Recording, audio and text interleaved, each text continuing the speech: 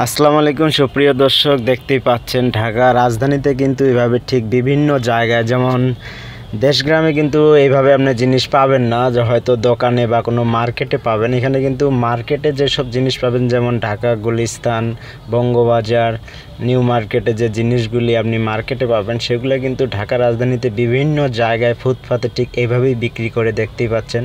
এখানে বিভিন্ন ধরনের মোবাইলের পাস এবং বিভিন্ন ধরনের চার্জার পোর্ট থেকে শুরু করে যারা ইউটিউব বা কন্টেন্ট করে তাদের জন্য বিভিন্ন স্ট্যান্ড থেকে শুরু করে বয়া থেকে শুরু করে সব কিছুই কিন্তু এখানে টুকিটাকি প্রয়োজনীয় অনেক জিনিসপত্রই পাওয়া যায়। আর এই ব্যবসা করে কিন্তু তারা অনেক লাভবান, কারণ ওরা যে দামে কিনে নিয়ে আসে ধরতে গেলে তার থেকে একটু অর্ধেকেই বেশি লাভ করে, মানে যা কিনে তার ডবল ব্যবসা হয় আর কি, ডবল লাভ করে। তো দেখতে পাচ্ছেন, আর এই জিনিসগুলো প্রচুর চাহিদাপূর্ণ একটি জিনিস, কারণ মানুষ রাস্তাঘাটে চললে দেখলেই কিন্তু নেয়। এখানে প্রচুর ভিড়ও থাকে সবসময়।